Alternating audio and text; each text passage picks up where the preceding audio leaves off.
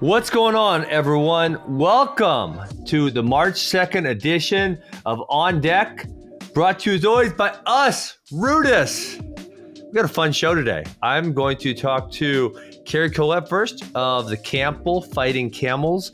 That's maybe the best nickname in sports. They're having a great season, up to rank number 20th in the dual meet rankings. 6 guys ranked. We're going to talk to you about all of that.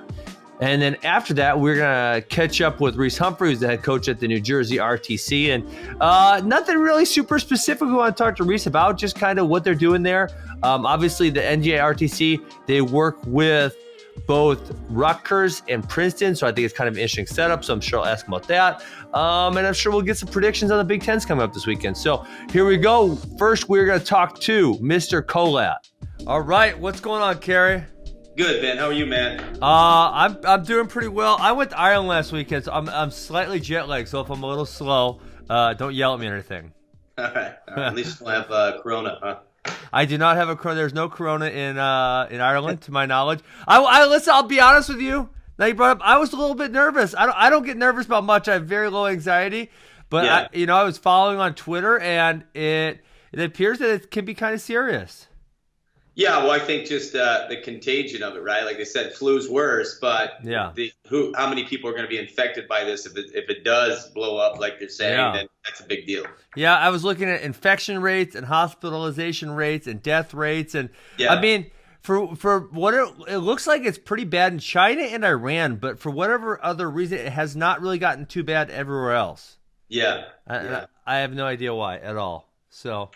That's our coronavirus update for the day. Nice. Yeah, besides that, Ireland was nice. It was a quick in and out. I did have to miss the high school state wrestling championships, which was terrible. Yeah, I'm an idiot. Anyways. You're busy, man. You're doing what? You're doing flow, and you're doing this, and you're doing RUDIS. So RUDIS, flow. I do an MMA podcast for Rockfin. I do a crypto podcast. Are you into crypto yet? Do you make Bitcoin? No, I'm not. And actually, he reached out to me. I don't understand it. Well, who reached out? Who reached out to you? Martin did. Martin. Yeah. Yeah. Oh, for Rockfin. Yes, because Rockfin's not it's not like a cryptocurrency. The payment algorithm's on the blockchain, which it's kind of allows him to do some things that no one else could do before. So I think he's got a really fantastic idea. But it's not technically a currency. That makes sense. Yeah. So busy. That coach, Max and I are opening our 4th and 5th academy coming up here in a couple weeks. So it's exciting. Wow. Yeah. Yeah, you guys are all over the place. Yeah, it's a lot of fun. Good. So, okay, we want to talk about you, though. That's who we want to talk about. Yeah. Campbell, you guys closed the season with 9 wins. You're ranked 20th in the Flow Wrestling dual rankings. I think that's got to feel pretty good, right? Yeah, absolutely. From where we started, and and I think there was a lot of naysayers when I took this job, saying it would be an impossible place to build up, and that's partly why you take for the challenge. You take I took it for the head coaching position. I took it for the challenge of it. I like the area, and then over time, look, this is where we're at, and I'm fortunate. I got a great staff. I will say that being here was you're just like an athlete. Your success comes from your training partners. You got to have the right people. And for me, it's been the staff as well. So all those things have worked and built us up. Yeah. So let's just take, if people don't know, I believe this is your fifth year. Am I wrong? Sixth season. Well, I would say my 5th real season. My first season was 5 forfeits, half a team, couldn't go to the NCAA tournament. Yep. And so we're in our 5th real season. Okay, so 5th real season. So I mean, that's pretty quick when you talk about where the program was at to, as I look through the national rankings and I look through the SoCon rankings, I mean, you guys are ranked number 1 at, I don't want to say every weight class, but damn near every weight class in the SoCon. Nationally rankings, you guys have, I believe, 6 or 7 guys ranked nationally? 6 guys, yep. So, I mean, to come that far in 5 years, man, it seems like a gigantic leap for me. Yeah, it was. I'm kind of to the end of the road of my first recruiting class of the kids we got. We picked up a couple transfers, like always, that help you and can elevate your program. So, and you don't pick up transfers until you start doing something, right? Yeah. So we started to make waves with our recruiting class and the kids we got, and then we were able to pick up a couple transfers that panned out, because transfers don't always pan out for you. The percentage says they're not, and we picked up a couple good guys. Yeah. Okay. So, Yeah, let's talk. Let's talk about your season. So, as I look through the last couple months, you guys' only loss was to Arizona State. You even had a really good win over Iowa State, who's been a top 20 program kind of all year long. What's it like as at Campbell challenging those major programs? I mean, how do you build into your athletes the ability to think, hey, we can go beat Arizona State? Because it was close. It was really close. I mean, it was a really competitive duel. You know, how do you build that into those guys? Well, I think a lot of people were afraid to talk about it, and I think the big thing is you talk about winning, and so that's what we do. We don't talk about trying to be our best or do our best, and that's today's world and politically correct. Don't put too much pressure on the kid. We talk about winning and we talk about beating those programs, and we talk about every year making the schedule harder and more difficult, and so our kids have built up. So now hopefully. Look, we're going to lose 1, 2, 3 seniors, possibly 4 seniors off the starting lineup.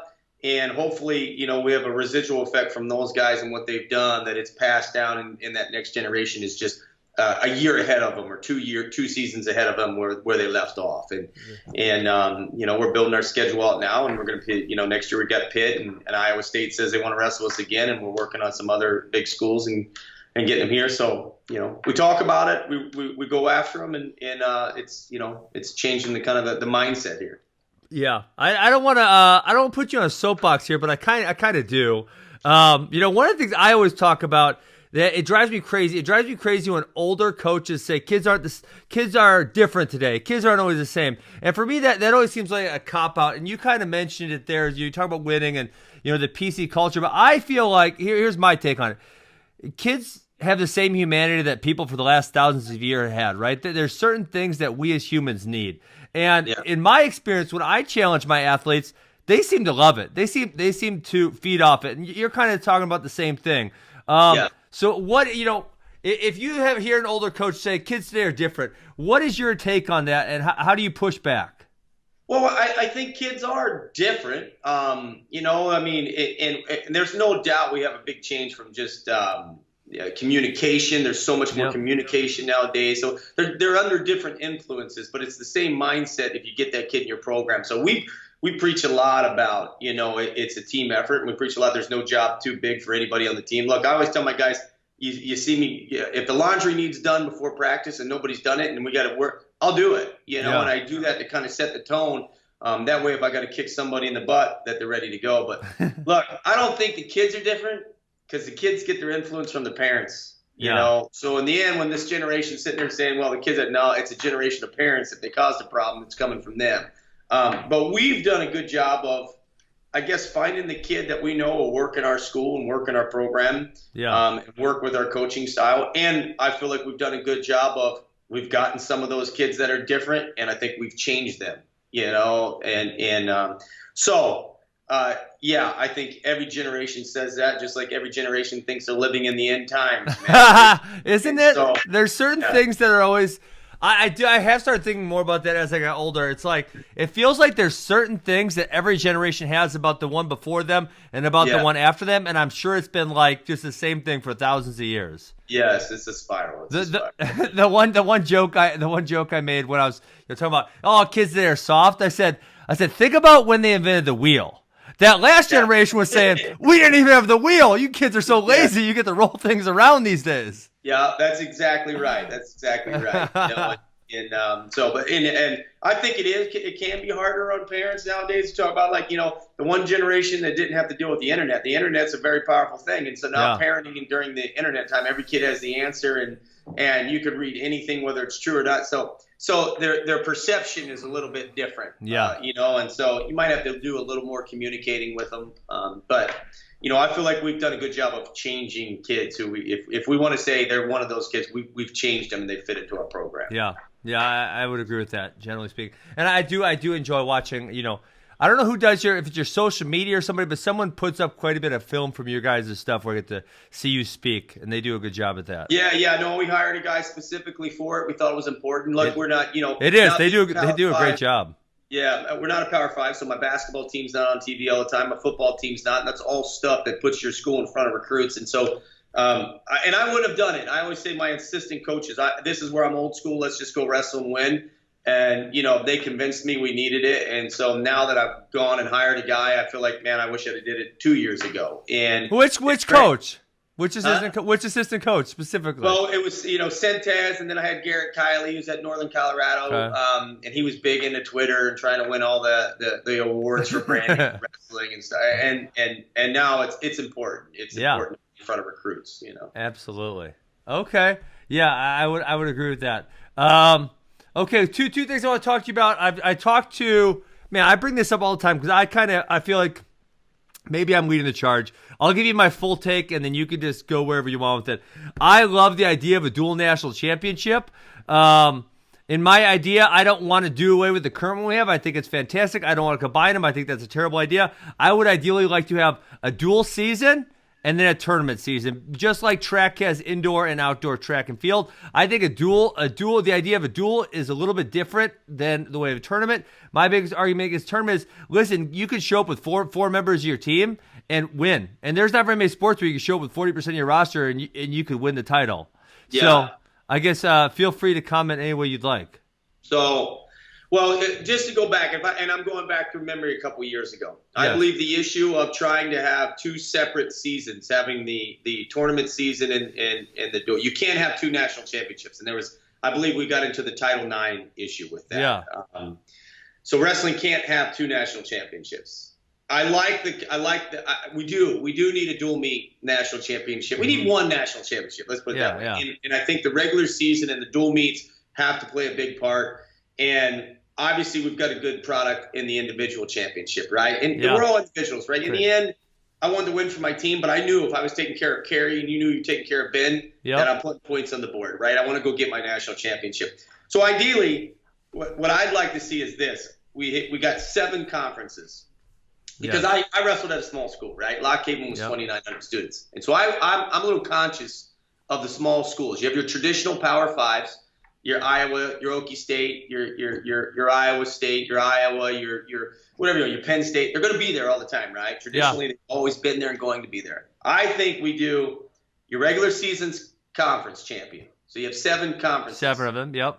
That they are automatically in a final 32-team pool for the national championship. Okay.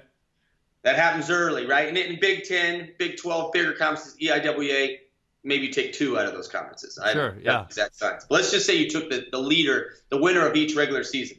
That leaves you with 25 spots. Then you go to the individual championship. And now this is where the Lock Havens, the Bloomsburg, the Campbells, these mid-major schools, based on their placing at the individual tournament, there's still 25 spots left. And when that individual national tournament is over, you have a 32-man roster bracket, a 32-team bracket, and we start wrestling to the finals. Boom. So you can have a guy go to nationals. You can take 4 guys to nationals, and these 4 guys, they're competing for their individual tournament. If they place in the top 25, as a team at the individual tournament, they put their team into the national championship at the. So, would you then shorten the beginning of the season, or how would you structure that? Well, I know. I think you can almost. I think we start it later, so we get away from March Madness. Okay. We start it later. You keep the season where it's at, and I think you finish the national tournament, the individual national tournament. You have a week off, and then we start.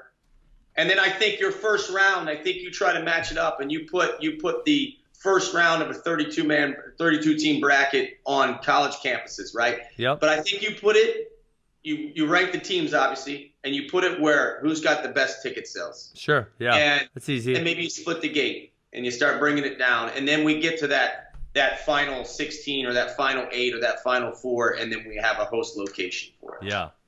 Yeah, I like it. I definitely think, I don't know what it's going to look like, but I think it definitely has to happen. And I think we're in a different place than we've ever been, and we're in a better place than we've ever been from a broadcast standpoint on dual meets, and then also from, from a little attendance, right? It's not just Iowa and Oklahoma State that are selling big numbers at duals. You flip on a dual meet on your Flow app, and it's like almost anywhere you look, there's a big crowd. Right.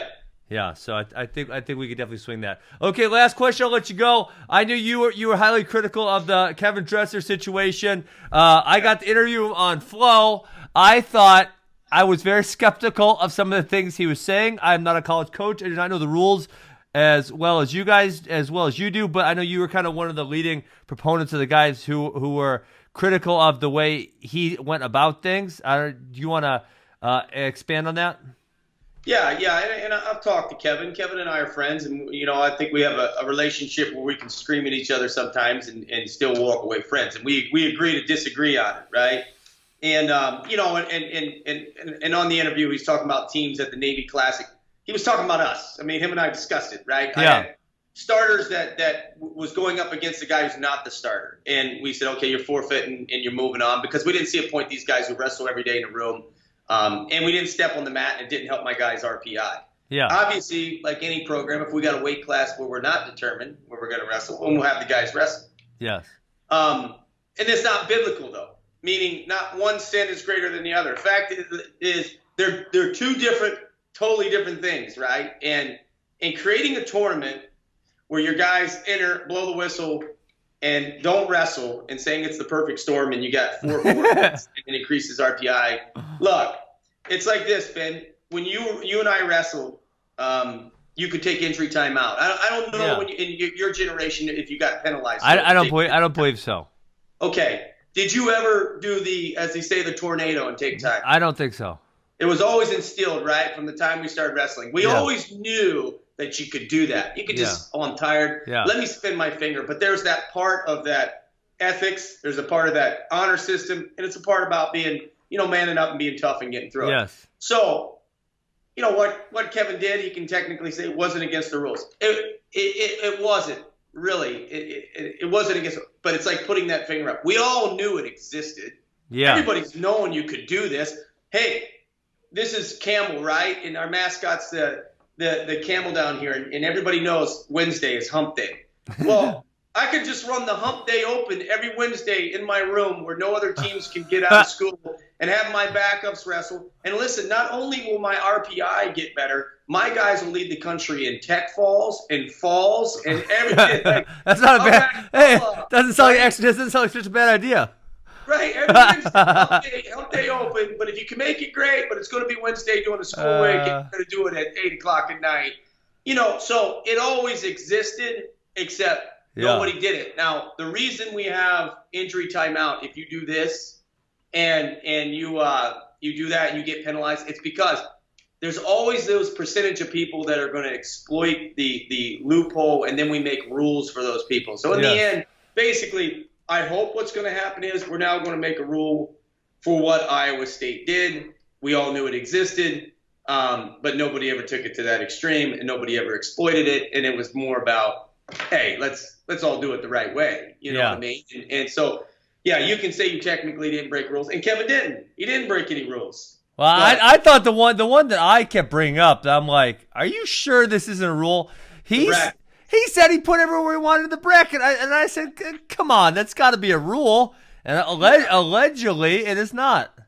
Yeah, I don't know. I really didn't after it went out. I didn't really pay much attention to it. But, I mean, obviously, and Kevin was mad at me. He was mad at me that I tweeted, and I said I got it. We'll agree to call each other next time. But in the end, I don't think I did any different because – really, attention's been brought to it. I mean, the question is, would anybody really caught it? I mean, I did catch it because it was posted online and people were already talking about it, but now there's attention on it. So obviously I'm hoping it's now addressed, and it can't continue. But like I said, if we're going to continue, my guys are going to have a good RPI. And like I said, we'll lead in every category, most takedowns. Hell, I may even come I might show up for Hump Day Open.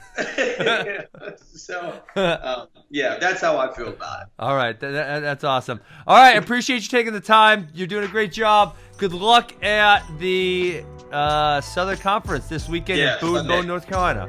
Awesome. Yep. All right. Thanks, Ben. All right. Appreciate it. See ya. Bye. All right, guys. That was Cary Kolat. That was that was a lot of fun. He's always so open, so forthcoming, speaks really well. has new and innovative ideas. Like, I mentioned how I guess it wasn't his idea. His assistant coach talked to me, but I talked about how they put so much video content up online, and I really love that, and I watch a lot of that. And man, just awesome to see him turn around the Campbell program the way he has. He's really got them humming. I'm sure he's going to qualify somewhere probably between 6 and 8 guys for the national tournament. And so it'll be interesting to follow him over the next couple of years to see how much he can keep them on an upward trajectory. All right, next we're going to bring on none other than Reece Humphrey. Here we go. What's up, Mr. Reece? How are you doing today? I'm doing great, man. How you doing? I'm doing pretty good. I warned Cary that I was slightly jet lagged. I was in Ireland last weekend. That I'm feeling all right. So hopefully I don't slip up at all. Okay, yeah, you won't, man. You're a pro. Well, you know that jet lag, it makes your brain just function a little bit slower. Yeah. A couple times I was doing stuff over there, and like it's not so bad if you go somewhere and then you're on your own schedule, and if you just get tired, you just go to sleep, right? But if like you got to do stuff, like dude, my brain was not functioning. It was really bizarre. Yeah, I know too much about that life, man. I'm still traveling a lot these days. You are, right? Good, though. I'm having fun with it. Yeah. Okay, It's a lot easier when you're coaching than if you're cutting weight, training, competing. That's true. So you were in Cuba and Italy, and where else have you been recently? I mean, throughout the whole last summer circuit of Germany, Kazakhstan. Man, I don't even remember. You got some frequent flyer miles then. What'd you say? I said you must have some frequent flyer miles. I have a lot with a lot of different companies, and I don't even have time to use them though because I never go on vacation. Every time I go on a trip, it's pretty much for work. But and you got some time to do that soon. 2 kids, 3 kids? 2 kids, a wife, happy family. I'm a Jersey boy now, living the dream, loving life. Did you always dream yourself as a Jersey boy? No, never. I didn't even really think about it. But this opportunity at the NJRTC came along, and it just fit me and my family so perfect. The coaches over at Princeton and Rutgers took me on, and it's been basically a family ever since. Those guys are doing a great job. It's been a long time coming for both of their successes as a program. Rutgers was top 10 last year. Princeton, I really think, is looking to push for a trophy this year. Yeah. I think if they're four hammers, or they have 4 guys ranked in the top 4 right now, if they all perform the way that they should, I think that they are going to be very close to being top 4, top 5. Yeah, I actually interviewed Coach Ayers maybe 2 weeks ago. He was a lot of fun. Yeah, I guess the one thing you mentioned, they pulled Matthew Kolat out of redshirt. I thought that was interesting. I think it was interesting, but I think it was definitely the right move. I mean, Princeton getting a team trophy. I mean, most people realize Princeton's good, but they think back to like you're in my era. You're a little younger than me. Princeton was awful, and so if you think of them as a trophy contention, that's like, oh my God, seriously. It's one of the greatest turnarounds in sports history. They were like historically one of the worst programs in the country that was still a program.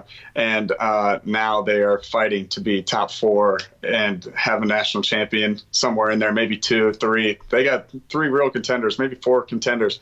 And it's an amazing job, and it's really credited to Coach Ayers. Yeah, I mean, yeah, he's just doing he's so fantastic. Did you know ahead of time that Matthew was getting pulled out of red shirt, or was that kind of a game time, like last second decision? Pretty much game time decision. We had this guy Mikey D'Angelo, who was really good and just like had a little bit of trouble making weight and had a lot of injuries, and it was kind of like we had to talk with him and Kolat. It was like very game time. It wasn't really planned in the slightest, and it took a little convincing on both ends, but it ended up being the right choice for the team, for D'Angelo and for Kolat, and it's hopefully it pays off. Yeah, I agree. I don't think he's going to be ranked there, but I think he could very easily, arguably, be the number 1 ranked guy at that weight class. Although I know that's not where they have him yet because he hasn't wrestled a whole lot of matches this year, but that's kind of, if you look at historical success. 4th seed at the IWAs. Yeah, I saw that. Well, you know what? Him and Darmstadt got the 4 seeds, and I'm like, that's weird. Yeah, they should probably change it. I mean, well, you know what? If for nothing else, it kind of screws the number 1 seed in both those cases, I believe. Both of them. Yeah, it really does, because Brucky is the 1 seed at 97, and he's lost to Darmstadt. Yeah. And so then they'll have a semifinal, and it's the EIWA does it kind of goofy. It's all formula, and then they're saying there's no fixing it. The seeding is so those are done. They're the pre seeds, whatever, but I don't know, man. It's not looking too great for them to be wanting to change them, but they just need to figure something out. So they could potentially still change it, but it's unlikely. I would assume that statement's correct, but I don't really know, man. Okay. I'm a freestyle guy. Right. Oh my gosh, Reece, don't even give me. Did you hear the new rule I made last week? You got a rule? No, what's your rule? I made a rule. Well, it's because people like you complain about riding time. And listen, there's some bad things about riding time, but it pretty much pisses me off. Complain about riding time. Yeah. You were on Twitter. You were on Twitter. Don't lie. Okay, you ready for this rule? You're gonna love it. Give me the rule. Okay, I'm not sure what time it's gonna be. 3 minutes, maybe 3.5, maybe 4. One of those three. It's called insta-death. If you get to that much riding time, the match is over. You win. You win 6 points. Yeah. Like, it's over. Because you punked somebody and held them down for 4 minutes. Yeah. You win. Yeah, it's over. Okay. I think it helps a bunch of things, right? So I think number one, it's going to be great for the crowd because when they get to say like 2:56 and it's a 3-minute insta-death, they're going to be chanting insta-death, insta-death. I think the most boring part of the riding is when, especially in a dual meet, when it's, say, one guy's up by 4 or maybe he's up by like 10, and the guy at bottom knows his job is just not to give up another team point, right? So he ain't doing nothing. He's doing one of these or, bellying out, going flat. And he knows. So the guy on top he's got no chance to lose because he's winning very solidly, but he also can't get a turn. So everyone in the crowd's like, well, I already know what's going to happen here, and I'm not really interested. Right. So now, like that guy, he won't choose bottom, right? Because he knows he might get insta-death. He might get insta-death. I like it, man. How do we get this rolling? I don't know. I want to do a trial run at some turn. I need to get a trial run. Maybe we could go with the Iowa State Open. We could do a trial run with insta-death. Oh my God! At the Iowa State, they already have their own insta-death. They made up their own rules, so I figured they would be up for it. You never know. Okay. Yeah, hey, one of the serious things I wanted to ask you about. I think it's fascinating how you are essentially shared between the Princeton and Rutgers. How they seem to get along really well. They seem to share their resources, and I think that's just such a cool thing. Because I believe you guys are the only place that does it, right? There's nowhere else. There's Penn and Drexel. Done it in the past. I think they do it. A couple other teams have tried it, but I think the reason it's working so well is because it's working so well because we're winning. Yeah, we're doing a good job. But how do you do that, Reece? I mean, right? I don't know. Maybe it's you. Maybe you're the one who makes everyone get along. Maybe it is me. Maybe it's just luck. Maybe it's my guys putting in time at both places. It's like we have a real special bond at the NJRTC. We have one of the few, I think, senior level teams. You see it happen, the bond that you happen to see in college and in high school wrestling even. We have that. We brought that to the senior level, and you can watch as our guys are competing. The rest of the team is watching. And that bond, even though Princeton funds 3 of the guys and Rutgers funds 3 of the guys, we are the NJRTC together as one unit. And I think that's a big reason why it works. We work a lot with Graf and Ashnault to spend a little more time at Rutgers because they're the volunteer, and Ashnault is the Jersey Rutgers superstar that he is. Yeah, of course. And then Nate Jackson and CJ Bruckey are more Princeton related, and Downey's paid by Rutgers. It's like it doesn't really matter where they get the money from or who funds them. It's a combined unit and it's just working, man. We spend half the time at Princeton, half the time at Rutgers, and they're close enough to where the driving isn't an issue. And it really has a lot to do with Coach Goodale and Coach Ayers and the rest of the staff on both sides to be friends and to work together because it works better that way. And they can fight each other for one day a year at the duel, and then it's 364 days of the year they're a team too, and it's working really well, and we're winning a lot, and it's really basically only year 1, so I think we have a really bright future. And what do you mean? What do you mean by basically only year 1? Well, I've been here for like a year and a half, but okay, wow, it feels like longer than that.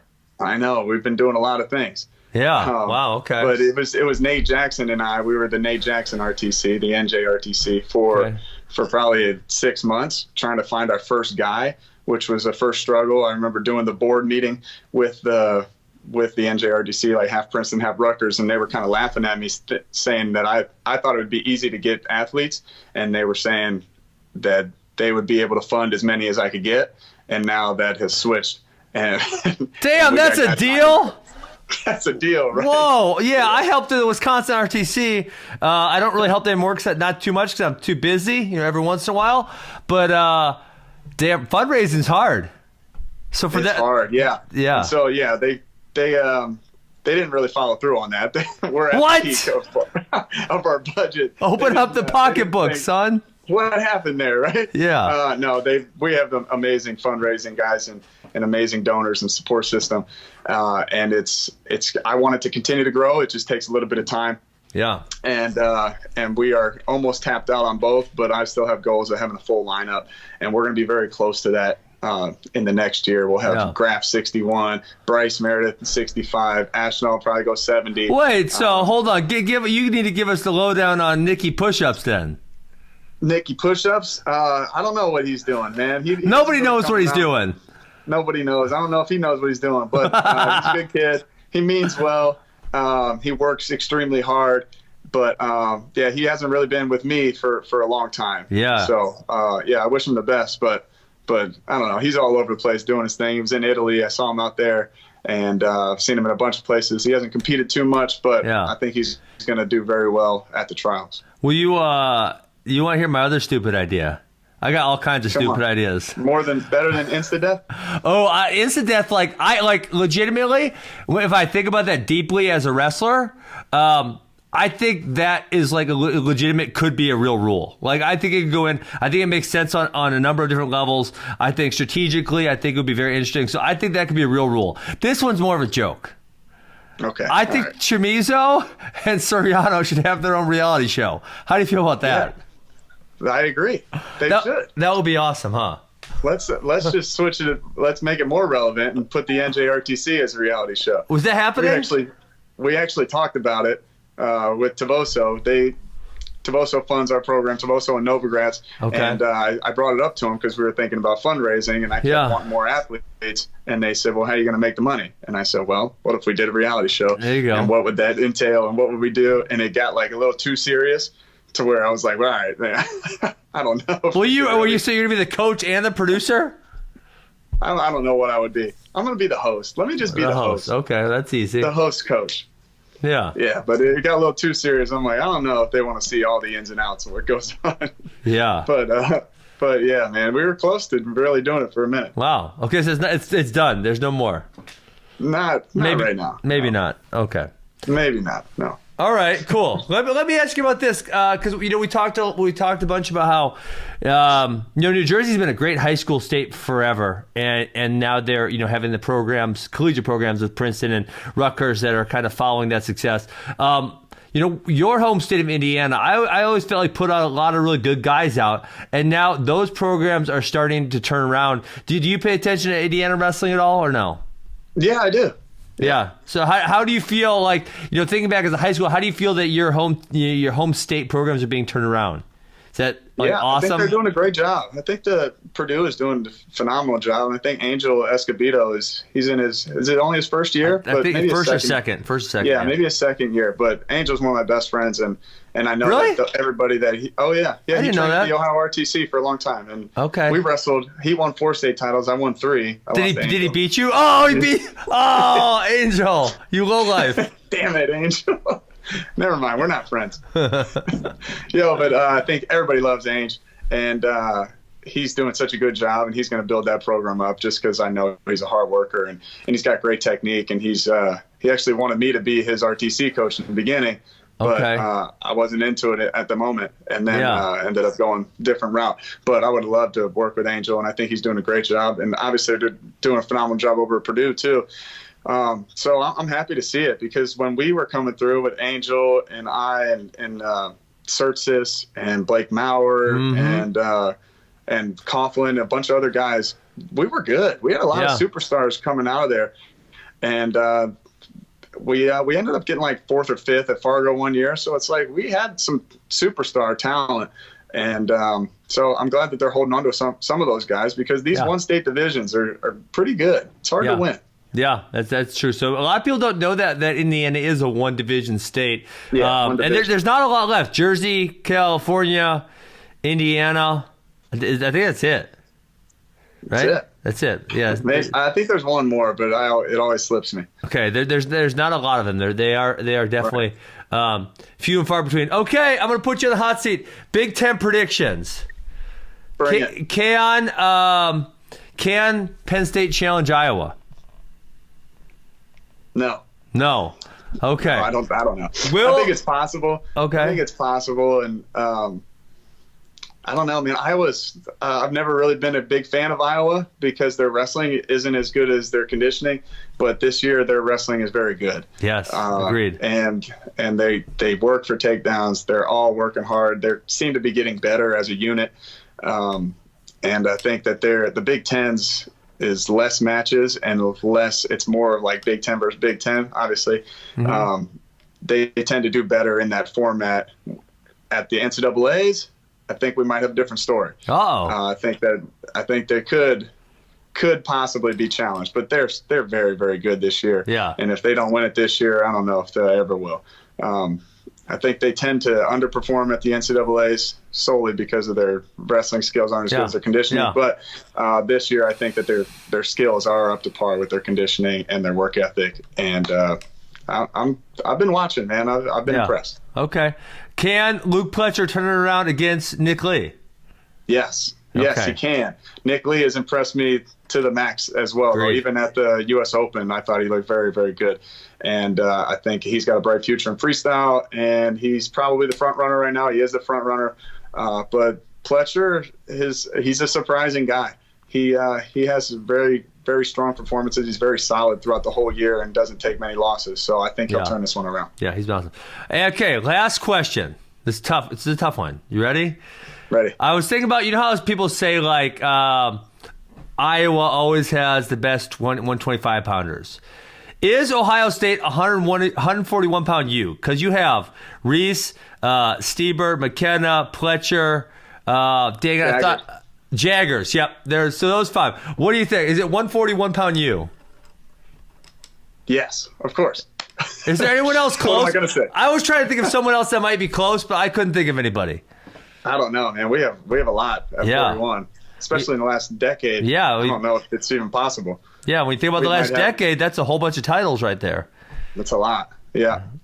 Yeah, I don't know, man. Let's talk about 33 real quick, though. I just want to get your opinion on 33 in the Big Ten. Okay, it's a lot of fun. I mean, obviously, I'm a Wisconsin guy, so I'm going to pick Seth Gross. And, his initial match with Sebastian Rivera was not looking good, right, until he made it happen. But Seth Gross, people say, well, he couldn't do that again. But Seth Gross is the kind of guy that he's so creative and he has so many ways to win. He just makes those things happen. And whether it's that or whether it was a cradle against DeSanto, it's like that's just who he is. He scores big points. And, is it impossible for those guys to beat him? I don't think so. I wish we could have seen Sebastian against either RBY or DeSanto, right? We didn't see a lot of Sebastian this year, so it's kind of hard to say how. He's a 6 seed. Well, they just put. I wish he was a 6. Today they just put him out as a pre-seed number 5. So if he's a 6, obviously that would be fantastic for Seth Gross because then all of the best guys are on the opposite side. And when you look at who he's faced, he doesn't necessarily deserve a high seed because I think he's only won like 3 Big Ten matches or something like that. So we'll see how that ends up shaking out. But obviously that's that top 4 is really, really, really good. And then I think you added Tucker, who is undefeated from Cornell. And then on top of that, when you think about Soriano and Dayton, the NCAA finals from last year, they're still eligible. They're just taking the year off because of Olympic stuff. Like, damn, you throw those 2 in there? That is just an absurd weight class. Tough weight class. Yeah. So I agree with all the stuff you're saying there, man. It's going to be a fun one to watch. Yeah. I'm excited for the Big Tens to be in Jersey at the Rack. It's going to be packed. It's already been sold out for a while. I think it would be pretty difficult to get tickets, but everybody's going to come out. Jersey fans are some of the best fans. They're crazy. They're a little bit crazy. Awesome. a little crazy. That's why I like them, right? Absolutely. Okay, and then will you beat NCAAs, or are you just going to be prepping for the Olympic team trials? Of course, man. I have to go to the NCAAs. excited for the Big Tens, excited for the NCAA, excited for the EIWAs, and watch Princeton try and win their first title. That's going to be pretty exciting. Where's that at? Is that close?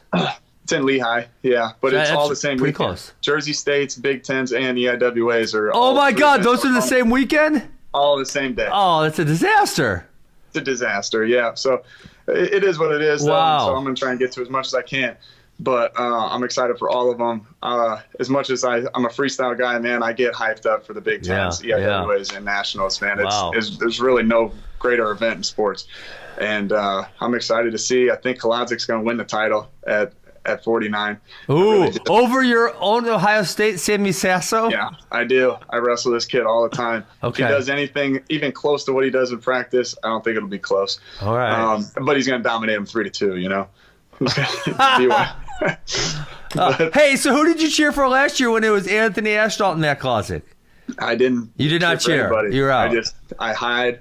And if sometimes in those dual meets, Princeton versus Rutgers, I'll find myself rooting for someone. That's why I got to be hidden in the back. God, I don't want to play favorites, man. I like everybody on both squads, but nobody needs to see that. Yeah. Okay. Awesome. I appreciate you sharing some of your time with us. We will see you. I'll see you at NCAAs. Some other people might see you at Big Tens. Thanks for having me on. You got it. Peace.